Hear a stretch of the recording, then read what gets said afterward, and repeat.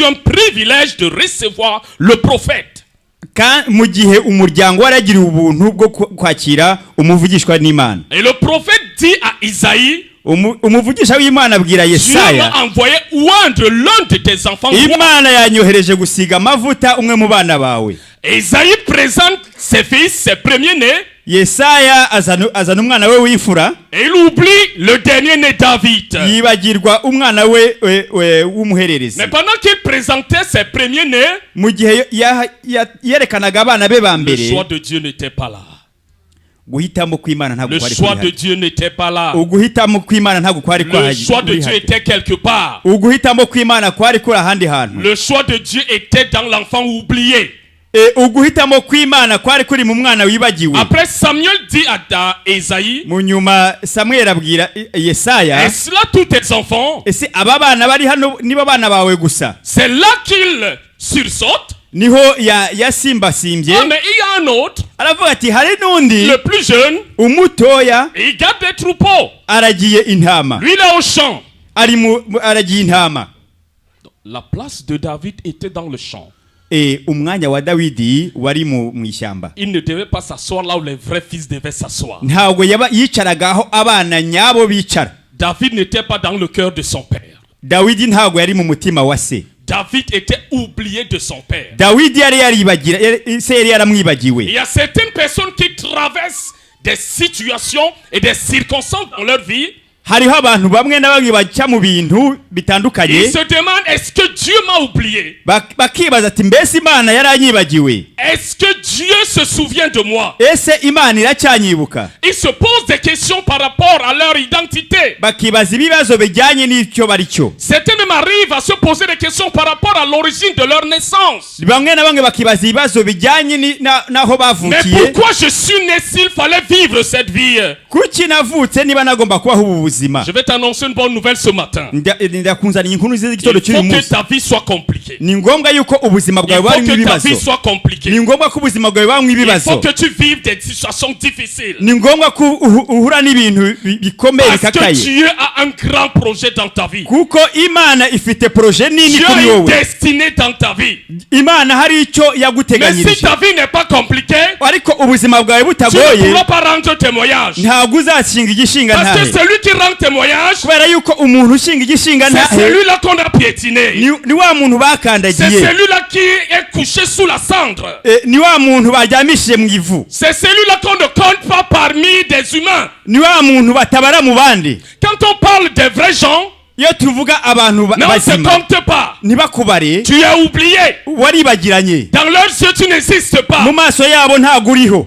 Alléluia. amen Est-ce amen. que je parle à quelqu'un ce ese matin? ndiho ndavugira n'umuntu Mais igitoro je t'annonce cy'umunsi. une nouvelle ce ariko matin. nkuzaniye inkuru z'igitoro Toi cy'umunsi. qui es rejeté, wowe bataye, toi qu'on met toujours de côté, wowe bashyira ku ruhande buri quand tu gihe. arrives quelque part, iyo ushyitse ahantu tu arrives dans un groupe avec des gens, urashyika muri gurupe y'abantu on fait asseoir ces gens bakicaza abandi, et on t'oublie là debout. wowe bakakwibagirwa. Pendant qu'on sert des chaises à ces gens, mu gihe bari guha abandi c'est ibyicaro, comme si toi tu étais invisible. ni nkaho utagaragara. On t'a jamais reçu avec mérite. ntabwo bigeze bakwakirana Mais tu te poses des icyubahiro. questions, qu'est-ce qui ne va pas? ukibaza ikibazo ati Est-ce que je bimeze suis gute? l'objet d'une malédiction? ese ni umuvumo mfite? Je t'annonce ce matin, non, tu n'es pas maudit. ndakubwira igitoro cy'uyu munsi Tu ntabwo n'es pas wavumwe. maudit. ntabwo wavumwe. Dieu veut que ta vie soit oubliée.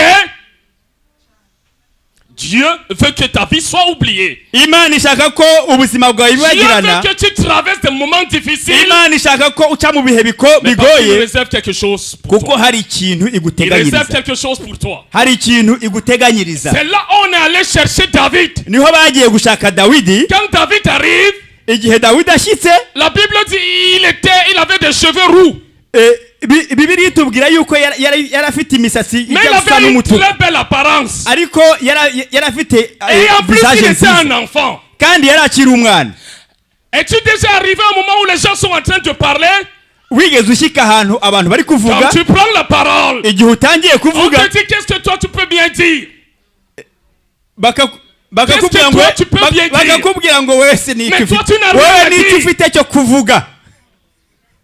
Tu ne parles jamais. Ntiwigere uvuga na rimwe. Même avec ton mari, quand tu veux parler, niwe na n'umugabo wawe ushaka kugira ushatse kuvuga C'est akagukupa comme si tu ijambo n'existais pas. ni nkaho utariho C'est comme si tu n'avais aucune valeur. ni nkaho nta gaciro Dans ufite ta famille, c'est pareil. mu muryango wawe ni uko Là où nyine tu travailles, c'est pareil. aho ukora ni uko Tes nyine collègues ne te regardent pas. abakorege bawe ntibakureba C'est comme si toi, tu n'existes ni pas. nkaho utariho Et parfois, même tu commences à stresser. rimwe na rimwe ugatangira kugira Tu ubwoba te poses des questions. ugatangira Il y a kwibaza certains ibibazo qui arrivent à bout, hariho commencent abashyira à hamwe consulter des psychologues. bagatangira kujya kureba abapsikologe Maintenant, je t'annonce une nouvelle ce matin. ariko nkuzaniye inkuru nziza igitondo cy'uyu munsi a un projet pour toi. imana igufitiye umugambi Dieu a un projet pour. imana igufiseho umugambi. Alléluia. Je pensais que je m'adressais à quelqu'un ce matin. nari nzi yuko ndiho mbwira umuntu igitondo cy'uyu munsi Ou bien ce message s'adresse à une autre personne que ce que je suis en train de vouloir décrire là. cyangwa se ubutumwa hari undi bugenewe. David a reçu l'onction. Dawidi yasizwe amavuta. Quand David s'est approché de Samuel, igihe David yegeraga Samuel, Dieu a dit à Samuel, Imana ibwira Samuel, c'est lui. ati nuyo nyine. C'est lui. Nuyo. C'est lui. Nuyo nyine. C'est lui. Nuyo. Alléluia. Amen, amen, Alléluia. amen. Amen, amen, amen. Après le temps fut passé, igihe cyararenganye, même comme David avait reçu l'onction royale, aho Dawidi yari amaze ça gusiga n'a amavuta pas y'ubwami, changé quoi que ce soit dans le cœur de son père. nta kintu na kimwe cyahindutse mu mutima wa se, Parce qu'il avait reçu l'onction devant tous ses frères. kuko yari asizwe amavuta mbere ya bene se. Dieu a ouan, parce qu'avant c'était une corne. Et il y a l'huile à l'intérieur, on a versé sur la tête de David. Amavuta yari mu ihembe bayasuka ku mutwe wa Dawidi. Non, ça n'a rien changé. Ibintu byagombaga guhinduka. Quand David a tourné le dos, igihe Dawidi yahindukiraga, son père l'a encore envoyé dans les champs. ise amwohereza mu ishyamba Il n'ubundi. l'a envoyé dans les champs. Ise yongera kumwohereza mu ishyamba. Ah, mais c'est Samuel qui t'a ouan. Ni Samuel wagusize amavuta. Ça ne change rien. Nta gihinduka, nta kintu gigomba Va guhinduka. garder les troupeaux. Genda ujye kuragira Ta intama. place est en brousse. Ikibanza cyawe kiri mu ishyamba. Voici mes vrais fils là. Ngaba abana banjye nyabo. Ça ne change rien, David. Ikintu gihinduka mu buzima bwabo. Il y a un secret dans le cœur de Dieu. Hariho ibanga mu mutima w'Imana. Et ce secret, iryo banga, c'est pour toi. ni ryawe. La Bible dit que Dieu a laissé les sages. Bibiri tubwira yuko sang de cette terre. Bibiri tubwira ko Imana yaretse abakomeye kandi bahambaye mu iyi si. Est venu vers toi. Iza kuri wowe. Connaissant et sachant que tu n'existais pas aux yeux des hommes. Ibizi neza yuko imbere y'amaso y'abantu ntago uriho. Il a porté les regards sur toi. Ariko Imana irazira kureba. C'est toi que Dieu a choisi. Ni wowe Imana yahisemo. La Bible dit que c'est Dieu qui est venu vers nous. Bibiri tubwira ko Imana niyo yaje kutureba. Vous savez souvent ce qui passe dans les eaux du baptême. Murazi rimwe na rimwe ibiba mu mazi y'umubatizo. On lève la main. On prend l'engagement. Mais avant cet engagement, ariko mbere yo gufata il y a umwanzuro, quelque chose qui s'est passé dans le secret. hariho ikintu cyabaye mu Dieu ibanga. est venu d'abord à ta rencontre spirituellement. Imana yaje kugusura mu ibanga, iguhitamo, il t'enlève là où tu étais, igukura aho wari uri, dans ta situation inexistante. mu bihe bitoroshye warimo, Il t'a déplacé de là. irahagukura. Alléluia. Amen, amen. Il dit j'enlève de la boue Imana iravuga ngo nkura mu et isayo, je positionne sur la table des rois et des princes. Imana ngikura ku cyavu ikicaranya ni Hier, tu bikomangoma. n'avais pas un statut. Ntago wari ufite icyo kibanza, Tu n'existais pas. ntago wariho, Tu n'avais pas un nom. nta zina wari ufite. Mais Dieu dit je suis venu vers toi. Ariko Imana iravuga ngo naje iwawe, Sachant qu'aux yeux du monde, mbizi neza ko mu maso tu y'abantu n'existes pas. ntago uriho, Je t'ai retiré de là. ngukura harya, Je t'ai lavé. ndakuhagira, Je t'ai lavé. ndakuhagira, Je t'ai justifié. nguha agakiza, Je t'ai purifié. ndagutunganya, Je t'ai sanctifié. ndakweza, J'ai changé ton nom. mpindura izina Et je ryawe, t'ai positionné. ngiraho Je ngutereka, t'ai donné une position. nguha Bien-aimé, ikibanza. tu as une position. Mwene data ufite ikibanza. Même si aujourd'hui tu ne vois pas cela se concrétiser dans ta vie, niba uyu munsi utabasha kubibona, et c'est ça le but de mon message ce matin. donc ubutumwa bwanjye niyo ntumbero bufite. Parce que tu ne vois pas cela se matérialiser. Kuko ntabwo ubasha kubibona mu buryo Tu penses bufatika. qu'il n'y a rien qui est en toi, rien n'existe, aucun avenir, aucun futur. Uyu ugerageje kureba ntabwo ubona akazoza kawe. C'est une erreur. Ni ikosa ukora. Parce que ce matin, je t'annonce la bonne nouvelle. Kuko igitondo cy'uyu munsi nkuzaniye Le ubutumwa jour où bwiza. Jésus est venu vers toi, Igihe Yesu yazaga kuri et wowe, t'a fait son enfant, yakugize umwana à we, partir de ce jour-là, uhereye uwo il munsi t'a donné une position, iguha il t'a ikibanza, donné une personnalité, iguha il t'a karagiteri donné personal, un nom. aguha izina. Sinon, pourquoi tu es là? Atari ibyo kubera icyo uri hano. Le mystère du secret, Ibanga ry'ibanga ça s'accomplit dans un temps. rishyirwa mu bikorwa igihe runaka. Est-ce que vous êtes en train de me suivre? Sinzi niba muriho murankurikira. Le fait que David avait reçu l'onction n'avait pas changé automatiquement illico sa vie. Niho naho wari warasizwe amavuta ntago byahise bigira icyo bihindura mu buzima Le bwawe. mépris de ses frères a même augmenté. Agasuzuguro ka bene se karushaho no kwiyongera. Ses frères savaient qu'il était le futur roi. Bene se bari bazi yuko azaba umwami, Ils pouvaient commencer à le respecter, à le révérer. bagombaga gutangira kumwubaha, Mais c'est là où le mépris a augmenté. ariko niho agasuzuguro ka bene se Même katangiye son père kwiyongera. n'a même pas changé quoi que ce soit. Na se nta kintu yabashije kugira Il a hindura, retourné en brousse. amwohereza mu ishyamba. Mais quand le temps de Dieu sonne, Ariko igihe cy'Imana gishyitse, Dieu place des circonstances. Imana ishyiraho ibihe. Quand l'heure de la manifestation, là je parle de la manifestation, Igihe Imana igomba kwigaragaza, de ce qu'il a fait dans ta vie, dans le secret, donc igihe Imana igomba kugaragaza ibyo yakoze mu buzima bwawe quand mu l'heure là ibanga, arrive, igihe isaha y'Imana ishyitse, les étoiles, inyenyeri, la lune, ukwezi, le soleil, izuba, le firmament, ibiri mu kirere, le temps s'arrête. igihe kirahagarara. Tout s'arrête Byose birahagarara. et s'aligne. Ubundi bikiyarinya neza. C'est comme s'ils reçoivent un ordre divin. Ni nkaho bibona komando bivuye mu ijuru. Qu'à partir de ce moment, Ibibwira ati ce que uhereye je ubu préparais dans le secret ibyo nateguye mu sera ibanga révélé publiquement. bigiye kugaragarira buri muntu Oui, wese. Dieu est en train de préparer quelque chose dans le secret dans ta vie. Nibyo Imana hari ikiri gutegura mu Ça ibanga ku ne sert buzima à rien bwawe. de gémir. Ntacyo bimaze kugira ubwoba Ça cyangwa ne sert à rien de te plaindre.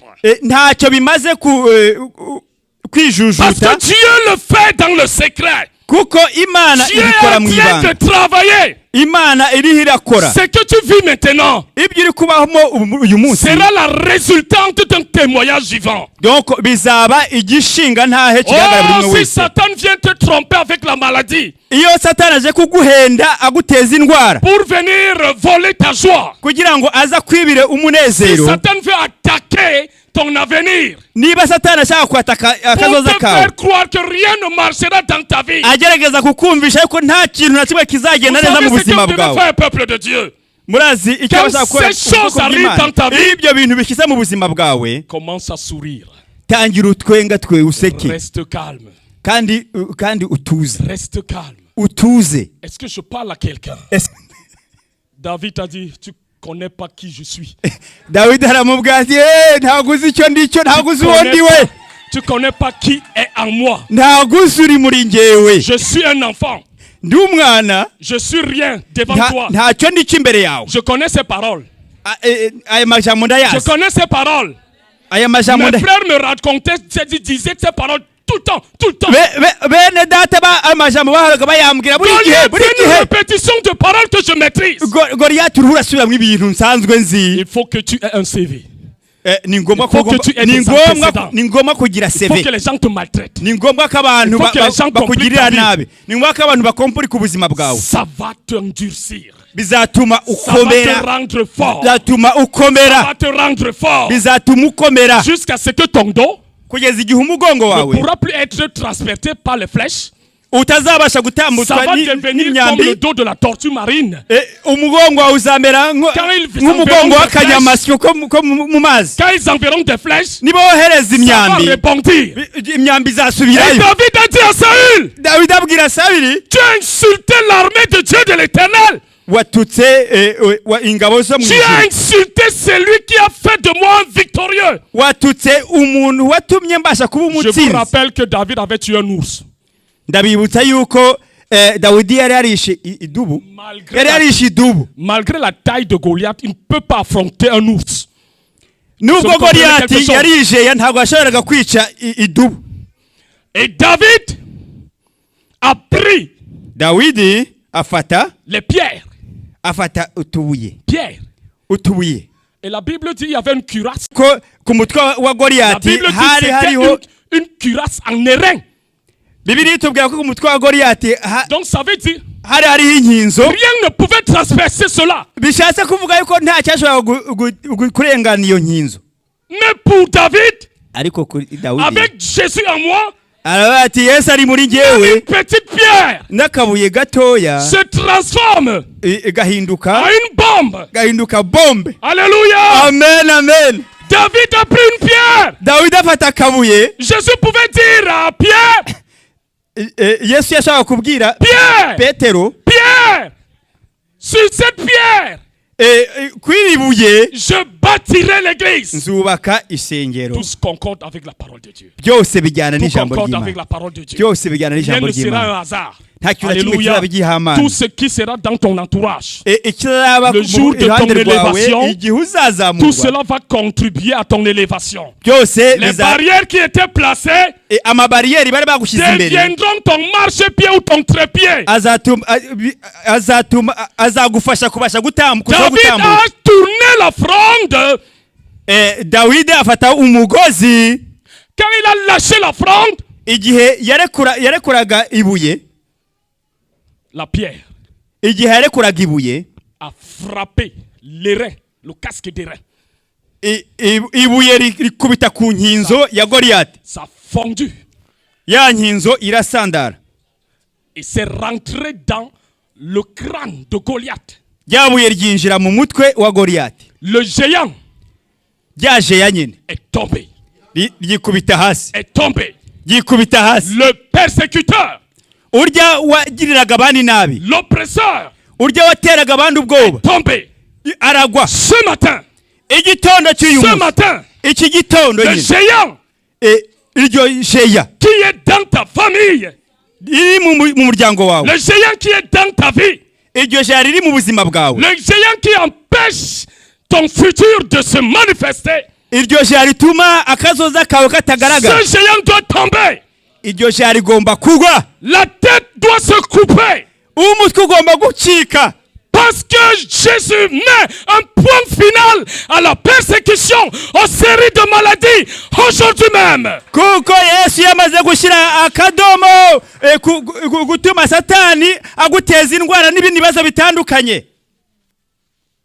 On a dit que les filles de votre famille ne seront jamais dotées. On les épousera jamais. Ils ne pourront pas enfanter. Il y a tellement de paroles incantatoires et des paroles de malédiction qui pèsent dans des familles. Bakubwiye ko abakobwa bo mu muryango wawe batazigera bashyingirwa, bakubwira ko bazagenda bahura n'ibibazo bitandukanye. Ta génération doit limiter, doit briser, doit mettre fin à cette malédiction. Generation yawe igomba gushyira akadomo kw'iyo mivumo yose.